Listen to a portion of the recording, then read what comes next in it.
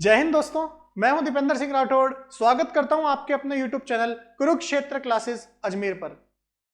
तो दोस्तों, हमारी साइंस की श्रृंखला में फिजिक्स की सारी वीडियो समाप्त हो चुकी है। मैंने आपके लिए कंप्लीट एक वीडियो दे दी है जिसमें आप सारे क्वेश्चन कर सकते हैं। उसकी पीडीएफ भी डिस्क्रिप्शन में, आप टेलीग्राम चैनल का लिंक दिया हुआ, उस पर जाके ज्वाइन कर लो टेलीग्राम चैनल को। उसमें पीडीएफ दी हुई है आपके फिजिक्स के क्वेश्चन की। इंपॉर्टेंट क्वेश्चन है, वही क्वेश्चन आपके एग्जाम्स में पूछे जाएंगे फिजिक्स के। रही बात केमिस्ट्री की, केमिस्ट्री की भी सारी वीडियो अपलोड हो चुकी है। अब उनमें से एक कार्बनिक रसायन, जो कार्बनिक रसायन और ईंधन वाला टॉपिक है, उसकी एक वीडियो बाकी है, लेकिन वो वीडियो में सिंगल अपलोड ना करके केमिस्ट्री की सारी वीडियो एक ही जगह अपलोड करके वन वीडियो में, वन शॉट के अंदर आपको पूरा मिल जाएगा। जो केमिस्ट्री की वीडियो आज या नहीं तो कल सुबह तक आपकी अपलोड हो जाएगी। अब बात बचती है, सर बायोलॉजी तो कराई नहीं। बायोलॉजी के लिए मैं सारे क्वेश्चन बायोलॉजी के जो आपके एग्जाम में आ सकते हैं वो एक ही वीडियो में लेके आ रहा हूं, और ये वीडियो आपको आज मिल जाएगी। तो दोस्तों, उम्मीद करता हूं आपको ये वीडियो समझ में आएगी, और आप याद रखना मेरी बात, जब आप एग्जाम देने बैठोगे तो आपको इस बात का एहसास होगा कि सर ने क्या बोला था। सारे क्वेश्चन इसी वीडियो में से आएंगे, बायोलॉजी के, फिजिक्स के, केमिस्ट्री के, सब हमने जो कराए उसी में से आएंगे। जीके के भी आपने कर रहे होंगे, ठीक है। जीके के सारे पोर्शंस तैयार हो चुके हैं, लगभग खत्म हो चुके हैं, ठीक है। जो कंप्लीट वीडियोस है वो आपको जल्दी मिल जाएगी। आजकल में सारी वीडियोस आपको मिल जाएगी और उनके क्वेश्चंस भी मिल जाएंगे। तो दोस्तों, उम्मीद करता हूं आप लोग हमारा सपोर्ट करोगे इसी तरीके से। चलिए तो आगे बढ़ते हैं बिना समय को व्यर्थ किए हुए पहले प्रश्न की तरफ। हमारा पहला क्वेश्चन जो है बायोलॉजी का वो ये है, देखिएगा ध्यान से। पहला प्रश्न है, कोशिका का नियंत्रण कक्ष किसे कहा जाता है? कोशिका का नियंत्रण कक्ष किसे कहा जाता है? तो पहला प्रश्न है आपका, कोशिका का नियंत्रण कक्ष। देखिए, कोशिका का नियंत्रण कक्ष मतलब क्या हो गया? जो कोशिकाओं की सारी क्रियाओं को नियंत्रण करता है वो क्या कहलाता है? तो कोशिका की सारी क्रियाओं को नियंत्रण करने वाला एक ही अंग है, और उस अंग का नाम है केंद्रक। क्या नाम है प्यारे मित्रों?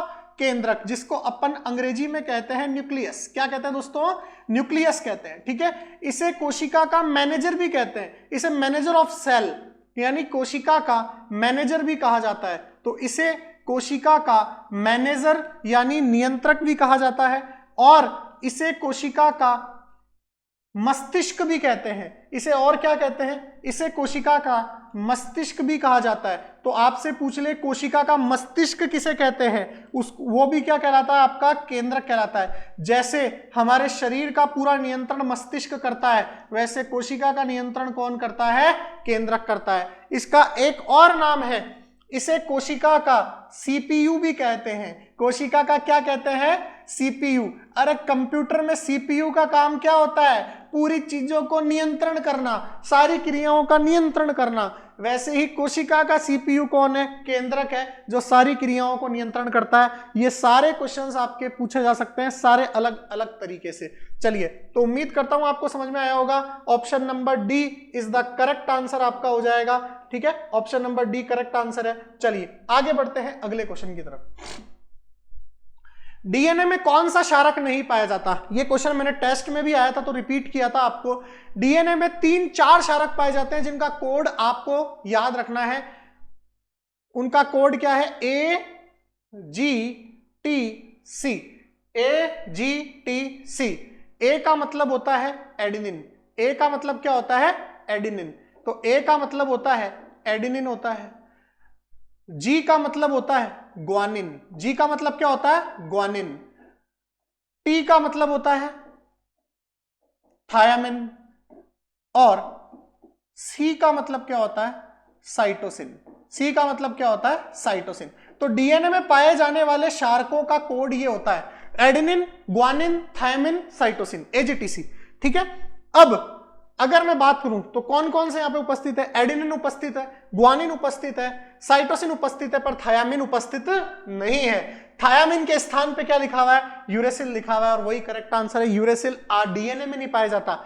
यूरेसिल किसके अंदर पाया जाता है? यूरेसिल दोस्तों आरएनए में पाया जाता है, राइबो न्यूक्लिक एसिड। आरएनए में क्या पाया जाता है? यूरेसिल पाया जाता है। किसके स्थान पर? थायामिन के स्थान पर। तो आरएनए का अगर मैं कोड लिखूं तो आरएनए का कोड क्या हो जाएगा? AGUC, ठीक है। चारों क्षार है, 4 में से 3 सेम है डीएनए और आरएनए में, एक अलग है, वो कौन सा है? यूरेसिल, जो किसके स्थान पे पाया जाता है? थायमिन के स्थान पे पाया जाता है। चलिए आगे बढ़ते हैं अगले क्वेश्चन की तरफ।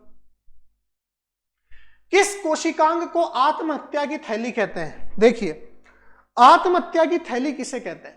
तो कोशिका में एक अंग होता है जिसका नाम होता है लाइसोसोम।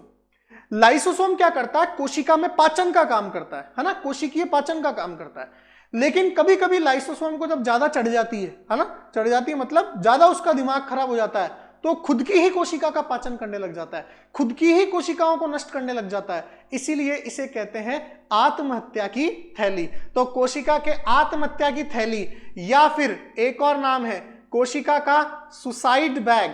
क्या कहते हैं? कोशिका का सुसाइड बैग किसे कहा जाता है? तो कोशिका का सुसाइड बैग किसे कहा जाता है? आपके कोशिका का सुसाइड बैग या आत्महत्या की थैली लाइसोसोम को कहा जाता है। ठीक है, ये सारे क्वेश्चन हर बार आर्मी में पूछे जाते हैं, ध्यान रखना, बहुत इंपॉर्टेंट है। चलिए आगे बढ़ते हैं अगले क्वेश्चन की तरफ। निम्नलिखित में से किसको किसी कोशिका में अचल संपत्ति माना जाता है? अचल संपत्ति मतलब क्या होता है? जो आपने फ्री फोकट की आपके पड़ी है, एक जगह स्टोर हुई पड़ी है, उसको अचल संपत्ति कहा जाता है। तो कोशिका में न्यूक्लिक अम्ल जो होता है वो एक अचल संपत्ति, वो पड़ा रहता है ऐसे ही। तो कोशिका की अचल संपत्ति कौन सी होती है? न्यूक्लिक अम्ल होती है। ठीक है, न्यूक्लिक अम्ल बहुत ही इंपॉर्टेंट टॉपिक है। इसके अंदर जो पाए जाते हैं वो पाए जाते हैं डीएनए, आरएनए, ये है ना, न्यूक्लिक अम्ल के अंदर। चलिए आगे बढ़ते हैं अगले क्वेश्चन की तरफ। किस कोशिकांग को कोशिका का विद्युत ग्रह, power house of the cell कहते हैं? देखिए, कोशिका में एक अंग होता है जिसका नाम होता है माइटोकॉन्ड्रिया। देखो, सुसाइड बैग किसको कहते हैं? आत्महत्या की थैली लाइसोसोम को, क्योंकि कोशिका का पाचन करता है। माइटोकॉन्ड्रिया एक चीज होती है, जो माइटोकॉन्ड्रिया क्या करती है? माइटोकॉन्ड्रिया अंग जो होता है वो कोशिकीय में कोशिका के अंदर ऊर्जा को स्टोर रखता है। जैसे जो भी हम खाते हैं, कार्बोहाइड्रेट, वसा, ये सब कोशिका के अंदर जो अंग इसको इनकी ऊर्जा को स्टोर करके रखता है, संग्रहित करके रखता है, उसका नाम होता है माइटोकॉन्ड्रिया। इतनी ज्यादा मात्रा में ऊर्जा संग्रहण के कारण ही इसे क्या कहते हैं? कोशिका का पावर हाउस कहते हैं, यानी कोशिका का विद्युत ग्रह कहते हैं। कोशिका का शक्ति ग्रह भी कहा जाता है इसे। तो माइटोकॉन्ड्रिया को कोशिका का क्या कहा जाता है? शक्ति ग्रह। बहुत इंपॉर्टेंट क्वेश्चन है, कई एग्जामों में पूछा जा चुका है। आगे बढ़ते हैं अगले क्वेश्चन की तरफ। आरएनए की फुल फॉर्म क्या है? अभी अभी बताई थी मैंने। आरएनए की फुल फॉर्म क्या है? राइबो, हिंदी में भी यही है, अंग्रेजी में भी यही है, राइबो न्यूक्लिक एसिड। ठीक है, राइबो न्यूक्लिक अम्ल, राइबो न्यूक्लिक एसिड। तो ये राइबो न्यूक्लिक एसिड आरएनए की क्या है दोस्तों? फुल फॉर्म है। चलिए आगे बढ़ते हैं अगले क्वेश्चन की तरफ। कोशिका का यातायात नियंत्रण किसे कहते हैं? कोशिका का यातायात नियंत्रण किसे कहते हैं? तो देखिए, कोशिका में एक अंग होता है जिसका नाम होता है गोल्जी काय। वो गोल्जी काय क्या होता है? कार्बोहाइड्रेट इधर पड़ी है, वसा इधर पड़ी है, प्रोटीन इधर पड़ी है, इन सबको एकत्रित करने का काम करता है, इकट्ठा करके नियंत्रित करने का काम करता है। इसीलिए इसे कोशिका की ट्रैफिक पुलिस या यातायात नियंत्रक कहते हैं, क्योंकि ट्रैफिक पुलिस क्या करती है? यातायात को नियंत्रित करती है, बिखरे हुए को। तो ये भी क्या करते हैं? बिखरे हुए कणों को एकत्रित करते हैं। इसलिए गोल्जी काय को कोशिका का यातायात नियंत्रक, या इसको ऐसे भी लिखा आ सकता है ट्रैफिक पुलिस। क्या कहा जाता है इसको? Traffic police. तो कोशिका का ट्रैफिक पुलिस किसे कहते हैं? कोशिका का ट्रैफिक पुलिस कहा जाता है गोलिया को, यानी गोल्जी काय को। चलिए आगे बढ़ते हैं अगले क्वेश्चन की तरफ। केंद्रक की खोज किस वैज्ञानिक ने की थी? देखिए, एक वैज्ञानिक था जिसका नाम था रॉबर्ट ब्राउन। उस रॉबर्ट ब्राउन ने केंद्रक की खोज की थी कि कोशिका, जैसे परमाणु के अंदर नाभिक पाया जाता है, वैसे ही कोशिका के अंदर उसका केंद्र पाया जाता है, जिसको क्या नाम से कहते हैं? केंद्रक नाम से कहते हैं। तो कोशिका का केंद्रक की खोज किसने करी थी? रॉबर्ट ब्राउन ने। चलिए आगे बढ़ते हैं अगले क्वेश्चन की तरफ। कोशिका का आविष्कार किस वैज्ञानिक ने किया था? तो आप सभी को पता है, कोशिका के आविष्कार के बारे में सबसे पहले नाम जो आता है वो आता है रॉबर्ट हुक का। किसका आता है दोस्तों? रॉबर्ट हुक का। रॉबर्ट हुक ने सर्वप्रथम मृत कोशिका की खोज की थी। किस कोशिका की खोज की थी? मृत कोशिका की। कहां से करी थी अगर आपसे पूछ ले तो आप ध्यान रखना, कॉर्क की छाल से। कॉर्क की छाल से। कॉर्क की छाल क्या होती है? जैसे आपने देखा होगा कॉर्क जो ढक्कन होता है वहां से की थी। जैसे आपने देखा शैंपेन की बोतल देखी होगी, शैंपेन की बोतल का जो ऊपर वाला ढक्कन होता है ना, वो एग्जैक्टली कॉर्क की तरह दिखता है, यानी आपके जो कॉर्क होता है उसकी तरह बिहेव करता है। तो कॉर्क की छाल से आपकी किसने खोज करी थी?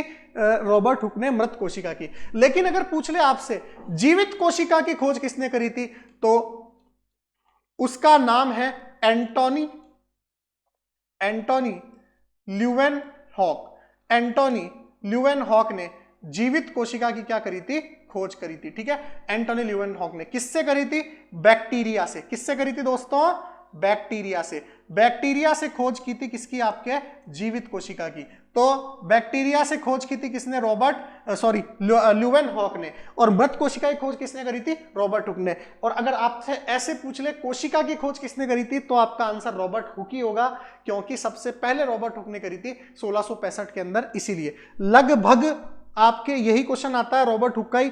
अगर आपसे स्पेशल पूछ ले जीवित कोशिका की खोज किसने करी, तो ही आप आंसर एंटोनी ल्यूवेनहॉक दोगे, वरना ल्यूवेनहॉक आंसर नहीं देना, हमेशा रॉबर्ट हुक ही देना है। तो आज आंसर क्या हो जाएगा आपका? ल्यूवेनहॉक। चलिए आगे बढ़ते हैं अगले क्वेश्चन की तरफ।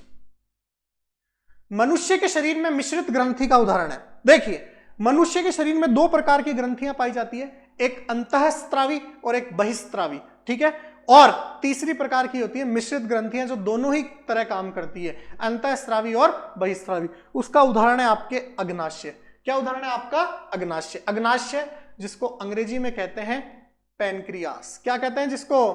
पैनक्रियास। तो अग्नाशय यानी पैनक्रियास जो है वो किसका उदाहरण है? आपके मिश्रित ग्रंथि का उदाहरण है। चलिए आगे बढ़ते हैं अगले क्वेश्चन की तरफ। निम्न में से कौन सी बीमारी जीवाणु से उत्पन्न होती है? निम्न में से कौन सी बीमारी जीवाणु से उत्पन्न होती है? तो दोस्तों अगर आपसे पूछ ले कि जीवाणु से उत्पन्न कौन सी होती है, तो देखिए क्या करना है।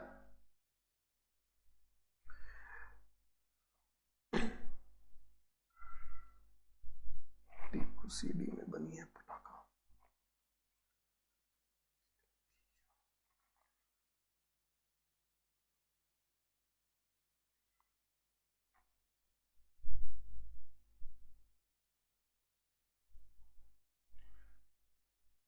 चलिए आगे बढ़ते हैं अगले क्वेश्चन की तरफ।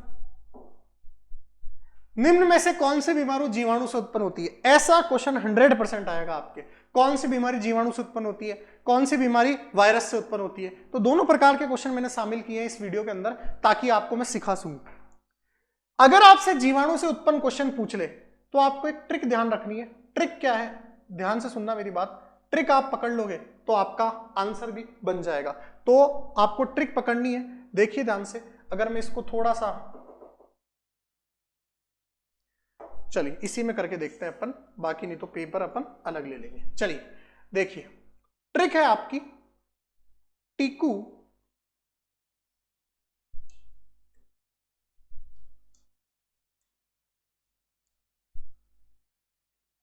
टीकू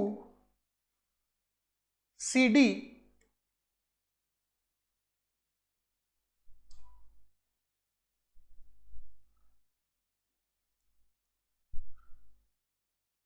टीकू सीडी में बनी है पटाखा। क्या ट्रिक याद रखनी है? टीकू सीडी में बनी है पटाखा। टीकू सीडी में बनी है पटाखा।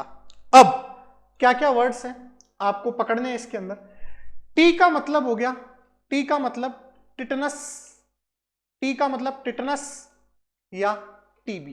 ठीक है, टी का मतलब टिटनस और टीबी। सी का मतलब हो गया सिफिलिस। सी का मतलब क्या हो गया? सिफिलिस। सी का मतलब क्या हो गया प्यारे मित्रों? सिफिलिस। डी का मतलब क्या हो गया? डिप्थीरिया। ठीक है, डी का मतलब क्या हो गया? डिप्थीरिया। मै का मतलब हो गया मेनिंजाइटिस, मस्तिष्क ज्वर। मेनिंजाइटिस, माथे की बुखार। बै का मतलब हो गया बोटुलिज्म, बोटुलिज्म। नी का मतलब हो गया निमोनिया।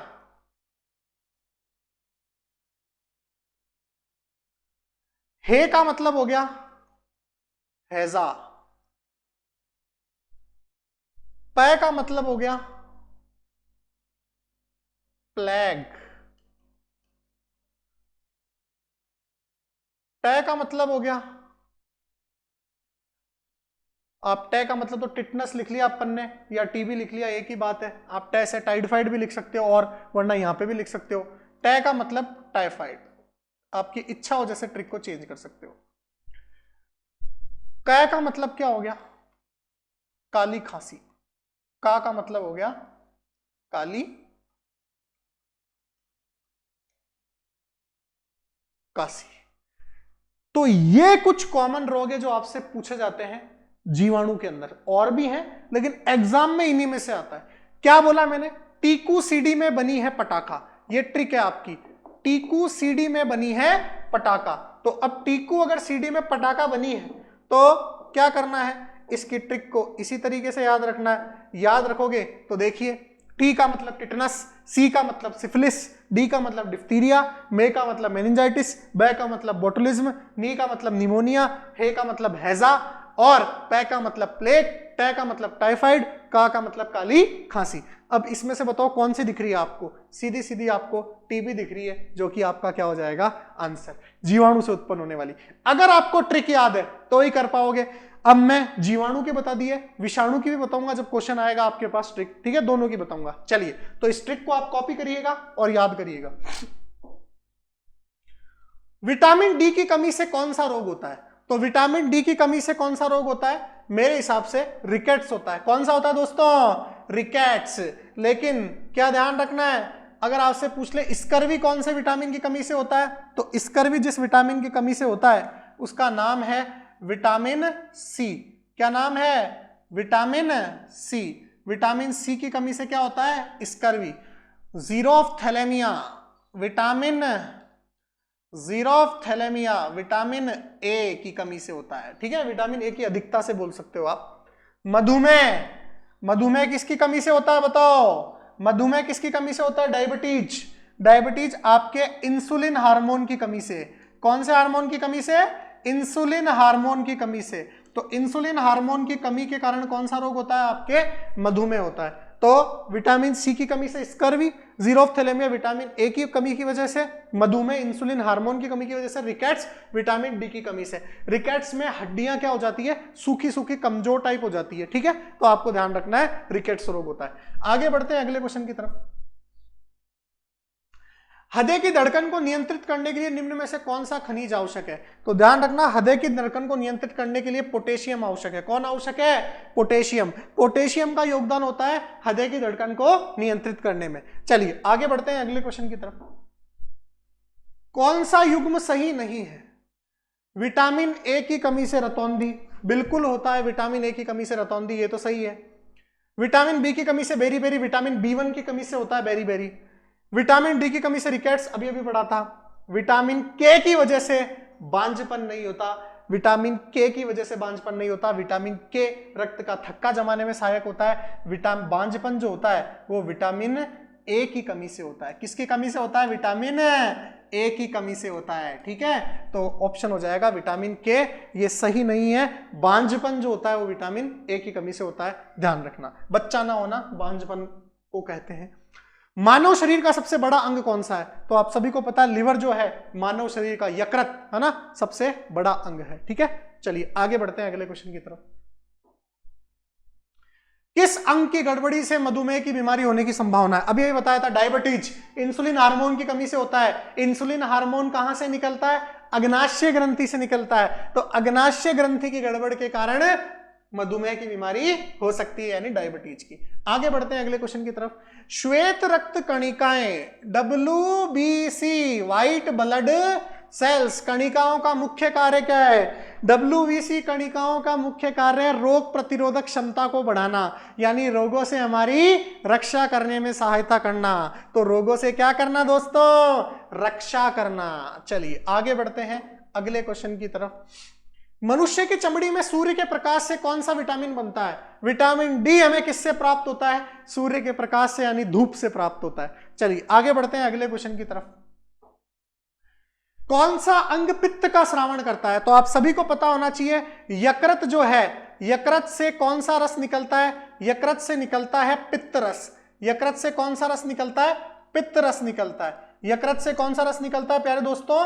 पित्त रस निकलता है। और पित्त रस निकलता है, और अगर मान लो पूछ ले पित्ताशय यानी गॉल ब्लैडर, पित्ताशय यानी गॉल ब्लैडर क्या करता है? तो पित्ताशय यानी गॉल ब्लैडर के अंदर पित्त का संग्रह होता है। पित्त का क्या होता है? संग्रह होता है, स्टोरेज होती है।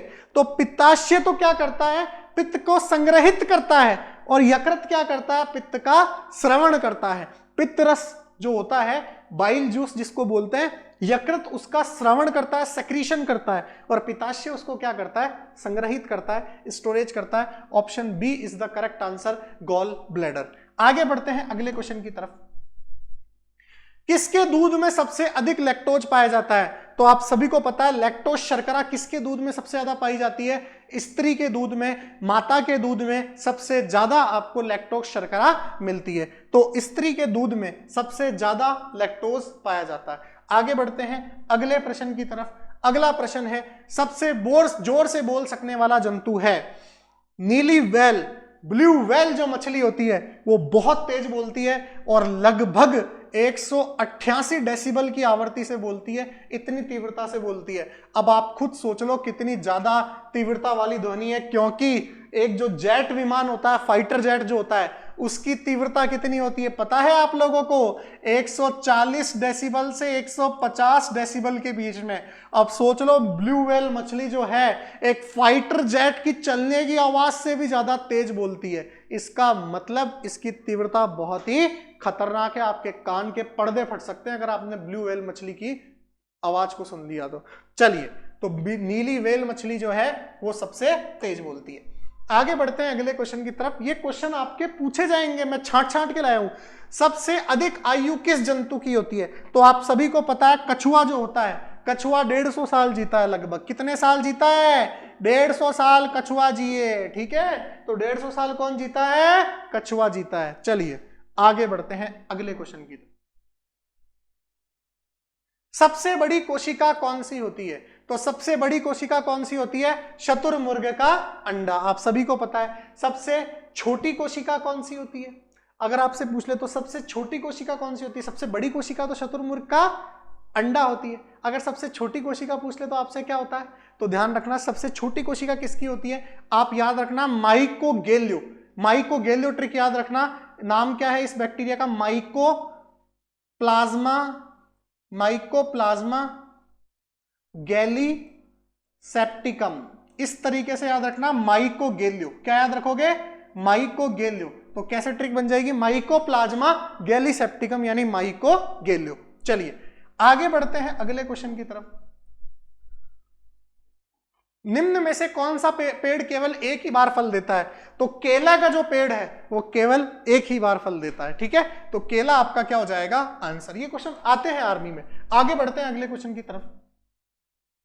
एक फूल के नर भाग को क्या कहा जाता है? तो आप सभी को ध्यान रखना है, फूल के नर भाग को क्या कहा जाता है? पुंकेसर। क्या कहा जाता है? पुंकेसर। और स्त्री भाग को क्या कहा जाता है? स्त्री केसर, जो कि जायांग का भाग होता है। किसका भाग होता है? जायांग का भाग होता है। ये स्त्री केसर जो होता है वो जायांग का भाग होता है। तो नर भाग को क्या कहा जाता है? पुंकेसर कहा जाता है। और स्त्री भाग के को क्या कहा जाता है? मादा भाग को आपके पुंकेसर यानी स्त्री केसर यानी जायांग का जो भाग होता है। चलिए आगे बढ़ते हैं अगले क्वेश्चन की तरफ। कौन सा हार्मोन फल को पकाने में प्रयोग आता है? तो देखिए ये पादप हार्मोन है। ऑक्सीन क्या काम करता है? ऑक्सीन पौधों के शीर्ष भाग में वृद्धि करता है। कौन से भाग में वृद्धि करता है? पौधों के शीर्ष भाग में, ऊपर वाले भाग की लंबाई में वृद्धि करता है। आपका जिबेरेलिन क्या करता है?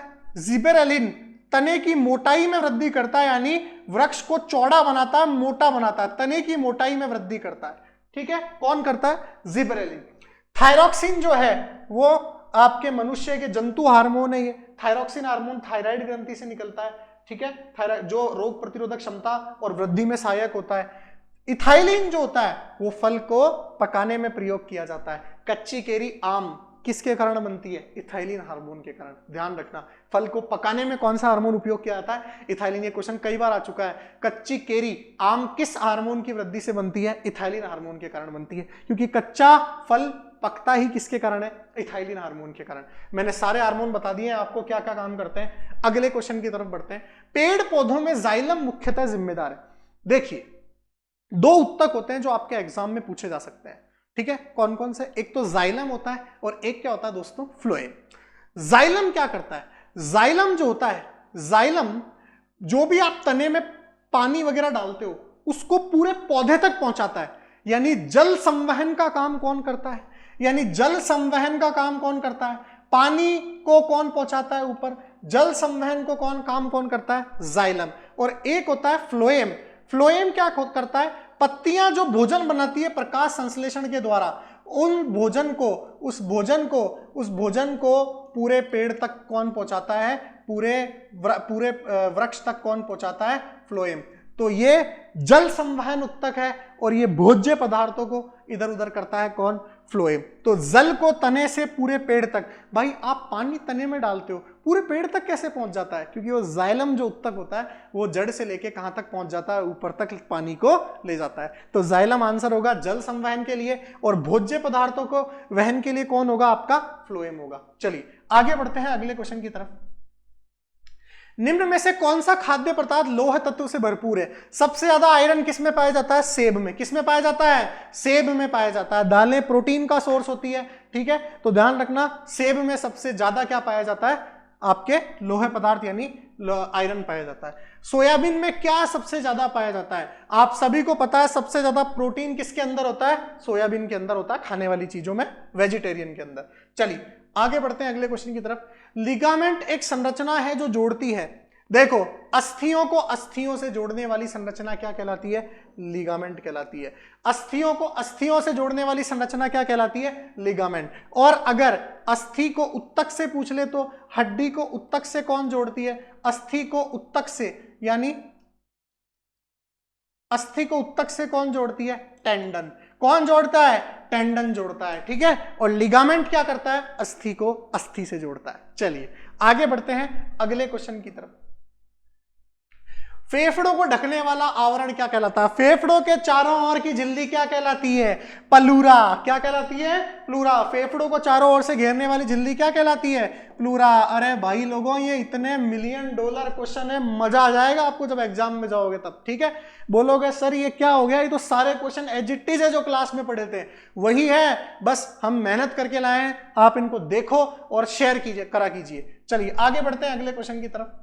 एक सामान्य मानव शुक्राणु में ऑटोसोम की संख्या कितनी होती है? एक सामान्य मानव में ऑटोसोम गुणसूत्रों की संख्या कितनी होती है? देखिए मैंने पहले ही बताया था 23 जोड़ी गुणसूत्र मनुष्य में होते हैं। कितने जोड़ी गुणसूत्र होते हैं? 23 जोड़ी गुणसूत्र होते हैं।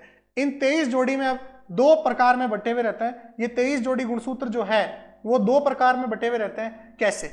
सबसे पहले 22 जोड़ी गुणसूत्र जो होते हैं वो कहलाते हैं ऑटोसोम। क्या कहलाते हैं दोस्तों? ऑटोसोम। और 23वीं जोड़ी गुणसूत्र जो होता है, 23वीं जोड़ी 23rd, वो कहलाता है एलोसोम, है ना, एलोसोम। और इसी को कहते हैं लिंग निर्धारक गुणसूत्र। क्या कहते हैं इसको? लिंग निर्धारक गुणसूत्र। कैसे लिंग निर्धारक गुणसूत्र? अगर मान लो सर, अगर मान लो 23वीं जोड़ी गुणसूत्र, अगर ये XX हुआ तो होगी लड़की, और अगर ये XY हुआ तो होगा आपके पास लड़का। अगर ये XX हुई तो होगी बालिका। कौन होगी? गर्ल होगी, बालिका। और ये अगर XY हुआ तो आपके क्या पैदा होगा? बच्चा यानी लड़का पैदा होगा, ठीक है। चलिए तो ऑटोसोम की संख्या कितनी होगी? 22 जोड़ी। कितनी होगी? 22 जोड़ी। और एलोसोम कितना होता है? 1 जोड़ी होता है, 23वीं जोड़ी गुणसूत्र। चलिए उम्मीद करता हूं आपको समझ में आया होगा। ये भी पूछा जा सकता है, XX होगा तो क्या होगा? लड़की। XY होगा 23वीं जोड़ी तो क्या होगा? लड़का। 23वीं जोड़ी गुणसूत्र जो होता है वो एलोसोम कहलाता है, 22 जोड़ी गुणसूत्र ऑटोसोम कहलाते हैं। आगे बढ़ते हैं अगले क्वेश्चन की तरफ। पेनिसिलिन एंटीबायोटिक की खोज किसने की थी? एंटीबायोटिक होती है पेनिसिलिन, आप सभी को पता है अलेक्जेंडर फ्लेमिंग ने पेनिसिलिन की खोज की थी। आर्मी में 2-3 बार पूछा हुआ क्वेश्चन है, पेनिसिलिन एंटीबायोटिक की खोज किसने करी? अलेक्जेंडर फ्लेमिंग ने। चलिए आगे बढ़ते हैं अगले क्वेश्चन की तरफ। मलेरिया रोग का कौन सा वाहक है? तो मलेरिया रोग किसके कारण होता है? मादा एनीफिलीज। देख लो, हर रोग के अंदर कौन जिम्मेदार है? मादा। तो मादा एनीफिलीज मच्छर जो होती है वो वाहक होती है, वो फैलाती है मलेरिया रोग को, ठीक है। तो मलेरिया रोग का वाहक कौन होता है? मादा एनीफिलीज। चलिए आगे बढ़ते हैं अगले क्वेश्चन की। चलिए दोस्तों देखिए अगला क्वेश्चन। वह पक्षी जो अपने शत्रु से बचाव के लिए अपना सिर रेत के अंदर कर लेता है, मतलब जब ऐसा कौन सा इनमें से पक्षी है जिसपे अगर कभी आक्रमण होता है तो बचाव के लिए अपना सर जो है वो रेत के अंदर ढक लेता है? तो ऐसा कौन सा पक्षी है इनमें से? साफ साफ दिख रहा है, इनमें से शतुरमुर्ग जो पक्षी होता है, जो शतुरमुर्ग पक्षी होता है वो अपना सर जो है रेत के अंदर ढक लेता है जब भी उसके ऊपर क्या आती है? आपदा आती है। चलिए तो इसको आप ध्यान रखिएगा। अगले क्वेश्चन की तरफ बढ़ते हैं। उल्टी उड़ान भरने वाला पक्षी है, कहने का मतलब वो उल्टी उड़ान भरता है, ठीक है, उल्टा उड़ होकर उड़ान भरता है। तो ऐसा कौन सा पक्षी है? बहुत ही फेमस, जो दुनिया का सबसे छोटा पक्षी भी है। आर्मी के अंदर कम से कम 2 बार क्वेश्चन आ चुका है, दुनिया का सबसे छोटा पक्षी और वही उल्टी उड़ान भी भरता है। उसका नाम है द हमिंग बर्ड, यानी ये रहा हमिंग बर्ड, जो उल्टी उड़ान भरता है और दुनिया का सबसे छोटा पक्षी है। चलिए आगे बढ़ते हैं अगले क्वेश्चन की तरफ। ये क्वेश्चन बहुत पूछे जाते हैं आर्मी में। व्हेल मछली के हृदय में कितने चैम्बर होते हैं? देखिए, सारी मछलियों के हृदय में कितने चैम्बर होते हैं? 2 चैम्बर होते हैं। एक तो आलिंद होता है और एक क्या होता है? निलय होता है। एक आलिंद होता है और एक क्या होता है? निलय। सारी मछलियों के चैम्बर में 2 हृदय होते हैं, लेकिन व्हेल मछली स्तनधारी मछलियों में आती है, अपवाद है मछलियों का। इसके अंदर कितने चैम्बर होते हैं बाबू? इसमें 4 चैम्बर होते हैं, ठीक है। ये अपवाद है मछलियों का, ये स्तनधारियों में आती है। तो व्हेल मछली के हृदय में कितने चैम्बर होते हैं? 4 चैम्बर होते हैं, ठीक है दोस्तों, ध्यान रखना। आगे बढ़ते हैं अगले क्वेश्चन की तरफ। ऑक्टोपस में भुजाओं की संख्या होती है। अरे ऑक्टोपस में कितनी भुजाएं होती है? 8 भुजाओं वाला राक्षस, 8 भुजाओं वाला जीव क्या कहलाता है? ऑक्टोपस कहलाता है। तो ऑक्टोपस में कितनी भुजाएं होती है प्यारे प्यारे बच्चों? 8 भुजाएं होती है। कितनी भुजाएं होती है? 8 भुजाएं होती है। चलिए आगे बढ़ते हैं अगले क्वेश्चन की तरफ। निम्न में से किसमें रक्त नहीं होता है किंतु श्वसन करता है? मतलब इनमें से ऐसा कौन सा जीव है जिसमें रक्त नहीं होता परंतु फिर भी वो श्वसन करता है? तो कौन है बताओ? हाइड्रा। कौन है? हाइड्रा, जिसके अंदर रक्त तो नहीं होता, खून नहीं होता, पर फिर भी वो क्या करता है? श्वसन करता है, हाइड्रा। चलिए आगे बढ़ते हैं अगले क्वेश्चन की तरफ। केचुए में कितनी आंखें होती है? भाई लोगों ध्यान रखना, केचुए में कोई आंखें नहीं होती, पर उसमें प्रकाश संवेदी अंग होते हैं जिनसे उसको पता लग जाता है कि मैं अंधेरे में हूं या मैं उजाले में हूं। तो केचुए में प्रकाश के लिए आंखें नहीं होती है देखने के लिए, परंतु प्रकाश ग्राही अंग होते हैं जिनसे उसे पता लग जाता है कि यहां पे अंधेरा है या यहां पे उजाला है। तो आपका आंसर हो जाएगा कोई नेत्र नहीं। चलिए आगे बढ़ते हैं अगले क्वेश्चन की तरफ। संसार में किस जीव की संख्या सर्वाधिक है? तो सबसे ज्यादा कौन है संसार में? अरे मछलियां हैं।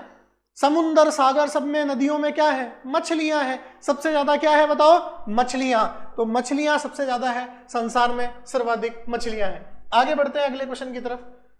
सबसे बड़ा जीवित पक्षी कौन सा है? बताओ सबसे बड़ा जीवित पक्षी कौन सा है? तो आप सभी को पता है शुतुरमुर्ग जो है सबसे बड़ा जीवित पक्षी है और सबसे छोटा हमिंग बर्ड है जो उल्टी उड़ान भरता है। ये क्वेश्चन आर्मी में ऐसे समझ लो कि मोस्ट फेवरेट क्वेश्चन है, इनको लास्ट में करके चल जाओ, मजा आ जाएगा आपको। शुतुरमुर्ग आपका सबसे बड़ा जीवित पक्षी है। चलिए आगे बढ़ते हैं अगले क्वेश्चन की तरफ। सबसे छोटा पक्षी है, सबसे छोटा पक्षी कौन सा है? Humming bird. कौन सा है दोस्तों? हमिंग बर्ड सबसे छोटा पक्षी है। चलिए आगे बढ़ते हैं अगले क्वेश्चन की तरफ। मेंढक के हृदय में कितने कक्ष होते हैं? तो ध्यान रखना, मेंढक के हृदय में कितने कक्ष होते हैं? मेंढक के हृदय में 3 कक्षक होते हैं। 2 तो होते हैं आलिंद, 2 तो क्या होते हैं प्यारे मित्रों? आलिंद, और एक क्या होता है आपका? निलय। एक क्या होता है प्यारे मित्रों? निलय। तो 2 तो आलिंद होते हैं और एक क्या होता है? निलय। 3 आपके मेंढक के हृदय में कक्षक होते हैं। चलिए आगे बढ़ते हैं अगले क्वेश्चन की तरफ। सबसे विशाल जीवित स्तनपाई है, सबसे विशाल जीवित स्तनपाई जो पूरी पृथ्वी पे उपस्थित है, सबसे विशाल, वो है ब्लू व्हेल। मैंने अभी भी बताया था व्हेल मछलियों में नहीं आती है, वो स्तनधारियों में आती है ना, स्तनधारियों में आती है। चलिए, तो नीली व्हेल आपका करेक्ट आंसर है। ठीक है, मैं ज्यादा समय व्यर्थ नहीं कर रहा हूं आपको ज्यादा एक्स्ट्रा समझाने में, क्योंकि आपका एग्जाम का टाइम है, आपके एग्जाम में क्वेश्चन आएंगे, डायरेक्ट हमें आते हैं तो टिक करने, नहीं आते तो नहीं करने। तो मैं आपके लिए छांट के लाया हूं वो क्वेश्चन जो एग्जाम में आते ही आते हैं, इसलिए मैं आपको यहाँ पे थोड़ा सा डिक्टेट करा रहा हूँ, बाकी के आंसर्स बता रहा हूँ आपको। तो आपको इनको याद करना, अच्छे से ध्यान रखना, और बाकी मैं समझा तो रहा हूँ थोड़ा बहुत आपको, लेकिन ज्यादा डिटेल में नहीं जा रहा क्योंकि समय नहीं है हमारे पास। शरीर में ध्वनि यंत्र को और क्या कहा जाता है? तो देखिए, हमारे श्वसन तंत्र में ग्रसनी के ऊपर एक छोटा सा स्वर यंत्र पाया जाता है जिसे लैरिंक्स कहा जाता है। क्या कहा जाता है दोस्तों? जिसे लैरिंक्स कहा जाता है। इसे स्वर यंत्र यानी लैरिंक्स कहते हैं, स्वर यंत्र। ठीक है, ये आवाज बनाने का काम करता है। किसका काम करता है दोस्तों? ये आवाज बनाने का काम करता है। इसमें छोटे छोटे वोकल कॉर्ड्स पाए जाते हैं, वाक तंतु पाए जाते हैं। क्या पाए जाते हैं दोस्तों? वाक रज्जु या वाक तंतु पाए जाते हैं, जिनके कारण आवाज बनती है। तो बताओ, मनुष्य के श्वसन तंत्र में ध्वनि यंत्र कौन सा होता है? लैरिंक्स होता है, जो आवाज बनाने का कार्य करता है। चलिए आगे बढ़ते हैं अगले क्वेश्चन की तरफ। मानव नेत्र के जिस भाग पर किसी वस्तु का प्रतिबिंब बनता वह है। देखिए, मानव नेत्र के किस भाग पर वस्तु का प्रतिबिंब बनता है? रेटिना या फिर दृष्टि पटल। ठीक है, रेटिना या दृष्टि पटल पर आपके वस्तु का प्रतिबिंब बनता है। और मानव नेत्र में लेंस कौन सा होता है? वो पूछ ले तो आपसे बताया था मैंने आपको प्रकाश चैप्टर पढ़ते टाइम, उत्तल लेंस होता है। बताओ, मानव नेत्र में कौन सा लेंस होता है? उत्तल लेंस होता है। ठीक है, चलिए आगे बढ़ते हैं अगले क्वेश्चन की तरफ। भोजन प्राय किसमें पचता है? सबसे ज्यादा भोजन का पाचन किसमें होता है? छोटी आंत में। किसमें होता है प्यारे बच्चों? छोटी आंत में। तो सबसे ज्यादा भोजन कहां पचता है? छोटी आंत यानी स्मॉल इंटेस्टाइन। चलिए आगे बढ़ते हैं अगले क्वेश्चन की तरफ। मनुष्य के मस्तिष्क में ताप नियंत्रण केंद्र होता है। मनुष्य के मस्तिष्क में तापमान का नियंत्रण कौन करता है? तो ध्यान रखना, मस्तिष्क का भाग होता है हाइपोथैलेमस। ये भूख प्यास का नियंत्रण बहुत इंपॉर्टेंट, हमें भूख प्यास लगने का पता इसी के द्वारा लगता है। भूख प्यास और तापमान का नियंत्रण करता है, बहुत इंपॉर्टेंट है ये दोनों चीजें। भूख प्यास और ताप का नियंत्रण कौन करता है? हाइपोथैलेमस। ठीक है, जो ध्यान रखना। आगे बढ़ते हैं अगले क्वेश्चन की तरफ। वायरस जनित रोग है। देखिए, मैं इसकी ट्रिक, जीवाणु जनित रोग की ट्रिक आपको मैंने लिखा दी थी अभी। वायरस जनित रोग की ट्रिक मैं लिख दी है मैंने आपके लिए पहले से ही, ताकि आपका समय व्यर्थ ना हो और आप जल्दी से इसको याद करके देख सकें आंसर। तो देखिए, जीवाणु जनित की ट्रिक मैंने बता दी थी। वायरस जनित की ट्रिक देखिए, ट्रिक है आपके पास, रेखा हमें हिट करके भाग गई, रेखा हमें हिट करके पीछे छोड़ गई, ऐसे बोल दो। रेखा हमें हिट करके पीछे, इसको पीछे को पोछे छोड़ गई बोल देना। रेखा हमें हिट करके पोछे छोड़ गई। रे से रेबीज, खा से खसरा, है से हर्पीज, मैं से मेनिंजाइटिस, ही से हेपेटाइटिस, टे से ट्रेकोमा, पो से पोलियो, ए से एड्स, चे से चेचक, छो से छोटी माता, डे से डेंगू ज्वर, गे से गलसोंड और ई से इन्फ्लुएंजा। ये सारे आपके पूछे जा सकते हैं। बताइए वायरस जनित रोग कौन सा है? क्वेश्चन 100% आएगा, जीवाणु जनित रोग कौन है या वायरस जनित रोग कौन है, दोनों की ट्रिक याद रखनी पड़ेगी। अब आप खुद बता दो, इसमें से पोलियो आपको साफ साफ दिख रहा होगा, जो कैसा रोग है? वायरस जनित रोग। प्लेग, कुष्ठ रोग और हैजा तीनों ही कैसे हैं? जीवाणु जनित रोग है। चलिए ट्रिक याद करना, आप आगे बढ़ना। आपका सामान्य व्यक्ति की नब्ज की गति किसके मध्य में होती है? तो देखिए, सामान्य व्यक्ति की नब्ज की गति जो होती है वो होती है 70 से 80। नब्ज गति मतलब होता है हृदय की धड़कन, तो 70 से 80 के बीच में होती है सामान्य व्यक्ति की। ठीक है, 72 बार अपन बोलते हैं, लेकिन 70 से 80 के बीच में रेंज बोली जाती है। तो option number B is the correct answer. इनमें से रक्तदाब का मापक यंत्र कौन सा है? तो स्फिग्मोमैनोमीटर जो है वो ब्लड प्रेशर मापता है, यानी बीपी नापता है, रक्तदाब नापता है। कौन? स्फिग्मोमैनोमीटर। और रक्तदाब सामान्य व्यक्ति का होता कितना है ये भी पूछ सकता है। 120 से 80 mm ऑफ 120 से 80 mm ऑफ Hg यानी मरकरी। 120 से 80 mm ऑफ Hg, यानी 120 अधिकतम और 80 न्यूनतम मिलीमीटर ऑफ मरकरी। तो ये आपके स्फिग्मोमैनोमीटर नापता है सामान्य रक्तदाब। चलिए आगे बढ़ते हैं अगले क्वेश्चन की तरफ। प्रतिवर्ती क्रियाओं का नियंत्रण केंद्र कहां पर है? प्रतिवर्ती क्रियाएं क्या होती हैं? जैसे मान लो अचानक से आप अगर सड़क पे जा रहे हो और आपके कांटा चुभ जाए तो आप अचानक से क्या करते हो? उई मां, है ना, ऐसे करते हो ना। तो वो जो क्रिया होती है, कांटा चुभते ही आपका पैर अचानक हटता है, ठीक है, उसमें क्या आप सोचते हो या अचानक से हट जाता है? अचानक से हट जाता है। वो कौन सी क्रिया होती है? प्रतिवर्ती क्रिया होती है। अगर आपका हाथ गर्म तवे पे लग जाए तो अचानक से हाथ हट जाता है, वो कौन सी क्रिया होती है? प्रतिवर्ती क्रिया होती है। और इन सभी प्रतिवर्ती क्रियाओं का नियंत्रण केंद्र कौन होता है? सेंट्रल सीएनएस, यानी केंद्रीय मस्तिष्क तंत्र जो होता है, केंद्रीय तंत्रिका तंत्र होता है, जिसका भाग है मेरु रज्जु, ठीक है, मेरु रज्जु, स्पाइनल कॉर्ड, इंग्लिश में क्या कहते हैं? Spinal cord. ये स्पाइनल कॉर्ड या मेरु रज्जु ही आपके प्रतिवर्ती क्रियाओं का क्या होती है? नियंत्रण केंद्र होती है, ठीक है। कशेरुक रज्जु में मानव शरीर, ये यहाँ पे ऑप्शन नंबर बी हो जाएगा, इसको लिख लेना आप, मेरु रज्जु, ऑप्शन नंबर है मेरु रज्जु। और ये कशेरुक रज्जु को भी कभी कभी मेरु रज्जु कहा जाता है, तो ऑप्शन नंबर बी आपका करेक्ट हो जाएगा। चलिए आगे बढ़ते हैं अगले क्वेश्चन की तरफ। लाल रक्त कणिकाएं किस नाम से जानी जाती है? देखिए, इरिथ्रोसाइट को, आरबीसी को इरिथ्रोसाइट के नाम से भी जाना जाता है। किसके नाम से जाना जाता है? इरिथ्रोसाइट के नाम से भी। थ्रोम्बोसाइट किसको कहा जाता है? प्लेटलेट्स को कहा जाता है। किसको कहा जाता है दोस्तों? प्लेटलेट्स को कहा जाता है। किसको कहा जाता है? प्लेटलेट्स को।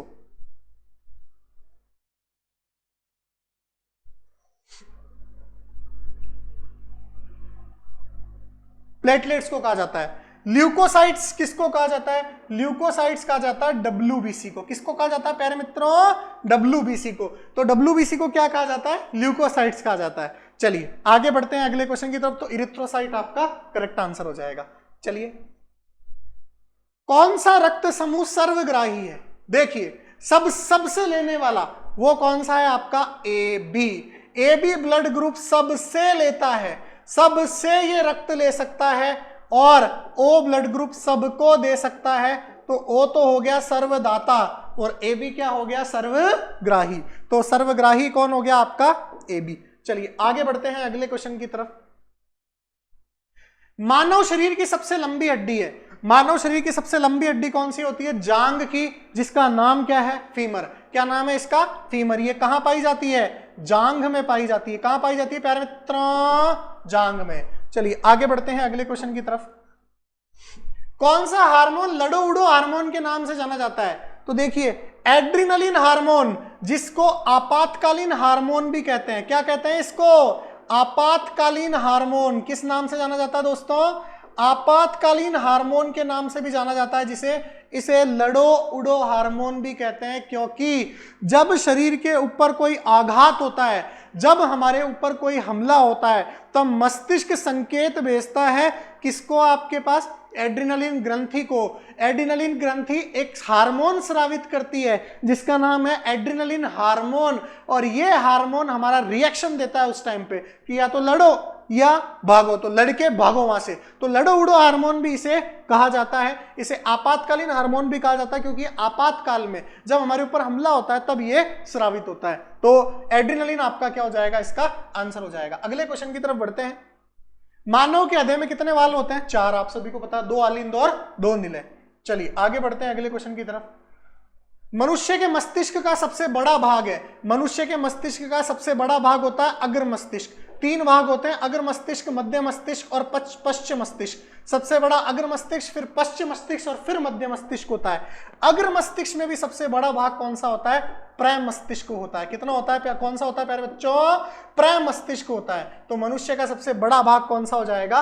प्राइम मस्तिष्क। देखो, 3 भाग होते हैं मनुष्य के मस्तिष्क के, अग्र मस्तिष्क, मध्य मस्तिष्क और पश्चिम मस्तिष्क। उन तीनों में सबसे बड़ा कौन होता है? अग्र मस्तिष्क। दूसरे नंबर पे पश्चिम मस्तिष्क और तीसरे नंबर पे मध्य मस्तिष्क। और अग्र मस्तिष्क में भी सबसे बड़ा कौन होता है? प्राइम मस्तिष्क, जो आपका आंसर है। आगे बढ़ते हैं अगले क्वेश्चन की तरफ। मानव शरीर की सबसे छोटी हड्डी होती है, मानव शरीर की सबसे छोटी हड्डी होती है कान की, जिसका नाम होता है स्टेपिज। क्या नाम होता है दोस्तों? स्टेपिज नाम होता है। ऑप्शन नंबर बी स्टेपिस नहीं है, ये स्टेपिज है, इसको सही कर लेना। इसे इसका नाम क्या है? स्टेपिज है। क्या नाम है इसका प्यारे बच्चों? स्टेपिज है। ठीक है, स्टेपिज सही कर लेना इसको। चलिए आगे बढ़ते हैं अगले क्वेश्चन की तरफ।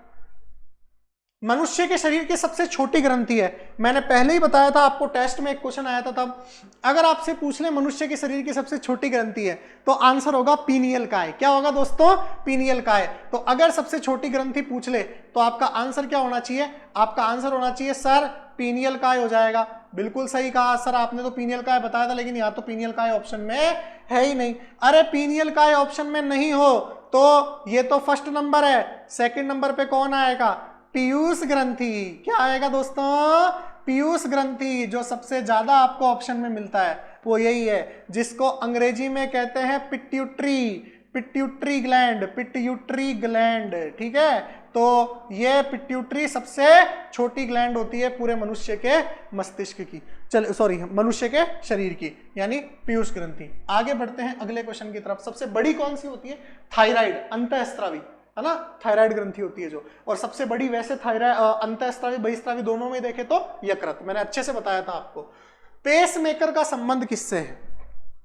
देखिए आपने एक मूवी देखी होगी जैकी श्रॉफ की, उसके अंदर पुरानी फिल्म के अंदर वो बोलते हैं बोले मेरे बच्चे को पेस मेकर की जरूरत है तो इतने पैसे चाहिए, और वो गुंडा बन जाता है, फिर वो पैसे लेके आता है पेस मेकर के लिए। तो ये पेस मेकर है क्या? देखो हमारा हृदय जो है ना लगातार 24 घंटे काम करने वाला अंग है। हृदय को कभी रेस्ट नहीं दे सकते, क्योंकि हृदय ने अगर 1 मिनट भी रेस्ट ले लिया ना तो आपका रेस्ट इन पीस हो जाएगा। तो फिर अगर आपको हृदय को लगातार काम करना है तो इसको ऊर्जा तो देनी पड़ेगी, तो इसके लिए एक विभव होता है, एक वोल्टेज होता है, वो लगातार देना पड़ता है। अगर वो वोल्टेज देने वाला ऑर्गन खराब हो जाए तो उसकी जगह कृत्रिम ऑर्गन लगाया जाता है, जिसको क्या कहा जाता है? पेस मेकर कहा जाता है। तो ये हृदय से संबंधित है, हृदय को लगातार क्रिया करने के लिए ऊर्जा देता है, विभव देता है। तो क्या नाम है उसका? Pacemaker. अगर एक पेस मेकर खराब हो जाए तो आर्टिफिशियल पेस मेकर लगाना पड़ता है। चलिए आगे बढ़ते हैं अगले क्वेश्चन की तरफ। मनुष्य के शरीर में हृदय को एक बार धड़काने के लिए कितना समय लगता है? एक बार धड़कने में, तो ध्यान रखना एक धड़कन में 0.8 सेकंड का समय लगता है। कितना समय लगता है? 0.8 सेकंड का समय लगता है एक धड़कन के अंदर। चलिए आगे बढ़ते हैं अगले क्वेश्चन की तरफ। मनुष्य 1 मिनट में कितनी बार सांस लेता है? तो मनुष्य 1 मिनट में 16 से 18 बार सांस लेता है। अब ये सारे क्वेश्चन दोस्तों फैक्चुअल है, इसमें कुछ आपके कोई वो वाली बात नहीं कि आपको समझाया जाए, पर ये क्वेश्चन मैं आपके लिए बड़ी मेहनत से छांट के लेकर आया हूं, जो एग्जाम में आए हुए प्रश्न है और जो इस बार आएंगे ही आएंगे। बस शर्त है आप इनको याद करो। मैं आपसे गारंटी ली थी शुरुआत में कि साइंस के आपको 15 के 15 क्वेश्चन लगभग मेरे नोट्स में से आएंगे, और मैं आपको अभी भी वादा दे रहा हूं आपके इन्हीं क्वेश्चंस में से आएंगे। मैंने फिजिक्स कंप्लीट कर दी है, केमिस्ट्री आपके पास कंप्लीट हो गई है, और अब ये बायोलॉजी की भी कंप्लीट एक वीडियो आपको मिल जाएगी। चलिए दोस्तों, तो आगे बढ़ते हैं अगले क्वेश्चन की तरफ। किसी प्राणी के शरीर के समस्त बाहर का अधिकांश भाग होता है। देखिए किसी भी प्राणी के शरीर में सबसे ज्यादा क्या होता है? जल होता है, पानी होता है। मनुष्य के शरीर में 70% जल होता है, तो ये जल आपका आंसर हो जाएगा। आगे बढ़ते हैं। शरीर में लाल रक्त कणिकाएं कितने दिनों तक जीवित रहती है? 120 दिनों तक। कौन रहती है? शरीर लाल रक्त कणिकाएं। आरबीसी का जीवन काल 120 दिन होता है। मानव शरीर में रुधिर बैंक का कार्य कौन करता है? प्लीहा, प्लीहा यानी तिल्ली जिसको कहते हैं, वो क्या काम करती है? ब्लड बैंक का काम करती है। किसका काम करती है? ब्लड बैंक का काम करती है। चलिए आगे बढ़ते हैं अगले क्वेश्चन की तरफ। मानव का मस्तिष्क लगभग कितने ग्राम का होता है? तो देखिए अगर मैं बात करूं पुरुषों की, किसकी बात करूं मैं दोस्तों? पुरुषों की। अगर मैं पुरुषों की बात करूं तो पुरुषों में मस्तिष्क का भार होता है 1350 ग्राम। कितना होता है दोस्तों? 1350 ग्राम। अगर मैं महिलाओं की बात करूं तो महिलाओं में जो दिमाग होता है वो थोड़ा सा कम होता है। कम होने का मतलब ये नहीं है उछल मत जाना कि हाँ हम में तो ज्यादा होता है। 85 ग्राम महिलाओं में दिमाग का वजन कम होता है। दिमाग कम नहीं होता, दिमाग पुरुषों से भी ज्यादा होता है, इसलिए तो पुरुषों को चलाती है महिलाएं। ठीक है, तो 1300 ग्राम होता है महिलाओं का दिमाग का वजन, और 1350 होता है पुरुषों का। लेकिन बुद्धिमत्ता के स्तर में कोई अंतर नहीं होता, बुद्धिमत्ता महिलाओं की ही ज्यादा होती है पुरुषों से। तो 1350 आपका क्या हो जाएगा? आंसर हो जाएगा। चलिए आगे बढ़ते हैं अगले क्वेश्चन की तरफ। सामान्य वयस्क व्यक्ति में कुल कितना रक्त होता है? तो ध्यान रखना 5 से 6 लीटर रक्त पाया जाता है सामान्य वयस्क व्यक्ति में। तो सामान्य वयस्क व्यक्ति में कितना खून होता है? 5 से 6 लीटर। चलिए आगे बढ़ते हैं अगले क्वेश्चन की तरफ। विटामिन का कौन सा समूह जल में घुलनशील है? तो देखिए दोस्तों, इसके लिए मैं आपको सीधा सीधा बता रहा हूं, ये क्वेश्चन कई बार आर्मी में पूछा जा चुका है। 2 प्रकार के विटामिन जो होते हैं वो 2 तरीके से पाए जाते हैं, एक तो जल में घुलनशील और एक वसा में घुलनशील। तो 2 प्रकार से विटामिन पाए जाते हैं, एक तो जल में घुलनशील और एक होते हैं वसा में घुलनशील। तो जो जल में घुलनशील होते हैं, जल में 2 प्रकार से विटामिन पाए जाते हैं, ध्यान से देखिएगा। एक तो होते हैं जल में घुलनशील और एक होते हैं वसा में घुलनशील। तो जल में घुलनशील कौन से होते हैं देखिएगा ध्यान से, जल में और वसा में। तो देखिए जल में जो विटामिन घुलनशील होते हैं वो होते हैं बी और सी। कौन होते हैं? बी और सी। और वसा में कौन से होते हैं? ए डी ई के। ऐसे याद रखो, वसा में कौन से होते हैं? ए डी ई के, और जल में बी और सी। तो वसा में तो हो गए ए डी ई के और जल में कौन से हो गए? बी और सी। तो वसा जल में तो बी और सी और वसा में कौन से हैं? ए डी ई के। तो ए डी ई के ध्यान रखना आपको वसा में, और जल में क्या है? बी और सी। तो बताओ जल में कौन से घुलनशील दिख रहे हैं आपको यहां से? बी और सी। चलिए आगे बढ़ते हैं अगले क्वेश्चन की तरफ। प्रोटीन की दृष्टि से किस भोजन का जैविक मान सर्वाधिक होता है? देखिए अगर मैं वेजिटेरियन नॉन वेजिटेरियन दोनों को मिला दूं तो सबसे ज्यादा प्रोटीन पाया जाता है अंडे में। किस में पाया जाता है दोस्तों? अंडे में पाया जाता है। और अगर मैं सिर्फ वेजिटेरियन की बात करूं तो किस में पाया जाएगा? सोयाबीन में। तो वेजिटेरियन के अंदर, यानी अगर मैं सिर्फ वेजिटेरियन की बात करूं, मीट मांस अंडा इन सब की बात ना करूं, तो वेजिटेरियन में सोयाबीन में सबसे ज्यादा प्रोटीन होता है, और अगर दोनों को मिक्स कर दूं अंडे में सबसे ज्यादा प्रोटीन पाया जाता है। चलिए इसलिए संडे हो या मंडे रोज खाओ अंडे। चलिए आगे बढ़ते हैं अगले क्वेश्चन की तरफ। निम्न में से सर्वाधिक ऊर्जा प्रदान करता है? कौन सर्वाधिक ऊर्जा प्रदान करता है निम्न में से? कार्बोहाइड्रेट से हमारे शरीर को सबसे ज्यादा ऊर्जा मिलती है। कार्बोहाइड्रेट से हमारे शरीर को सबसे ज्यादा ऊर्जा मिलती है, इसीलिए कार्बोहाइड्रेट को शरीर का क्या कहा जाता है? ईंधन कहा जाता है, फ्यूल कहा जाता है, पेट्रोल कहा जाता है। क्योंकि गाड़ी किससे चलती है? पेट्रोल से। तो हमारा शरीर भी किससे चलता है? कार्बोहाइड्रेट के द्वारा दी गई ऊर्जा से चलता है। चलिए आगे बढ़ते हैं अगले क्वेश्चन की तरफ। निम्न में से कौन सा पदार्थ मानव शरीर में ईंधन का काम करता है? तो ध्यान रखना, मैंने अभी अभी बताया कार्बोहाइड्रेट से हमें सबसे ज्यादा ऊर्जा मिलती है, इसलिए ईंधन का काम भी कौन करता है? सबसे ज्यादा आपके कार्बोहाइड्रेट करता है। चलिए आगे बढ़ते हैं अगले क्वेश्चन की तरफ। अगला क्वेश्चन है विटामिन सी का सबसे उत्तम स्रोत है। देखिए मैंने पहले ही बताया था, विटामिन सी जो है वो खट्टे फलों में पाया जाता है। खट्टे फलों में विटामिन सी होता है, और खट्टे फलों में भी सबसे ज्यादा किसके अंदर होता है? आंवले के अंदर। आंवला सबसे तगड़ा स्रोत है विटामिन सी का, कई बार एग्जाम में पूछा हुआ है। Option number B is the correct answer. आंवले में सबसे ज्यादा विटामिन सी मिलता है। चलिए आगे बढ़ते हैं अगले प्रश्न की तरफ। नेक्स्ट क्वेश्चन है जीवाणु की खोज सर्वप्रथम किसने की थी? तो एंटोनी ल्यूवेनहॉक, जिसने जीवित कोशिका की खोज की थी, उसी ने किसकी खोज करी थी? जीवाणुओं की खोज करी थी। एंटोनी ल्यूवेनहॉक आपका करेक्ट आंसर हो जाएगा। चलिए आगे बढ़ते हैं अगले क्वेश्चन की तरफ।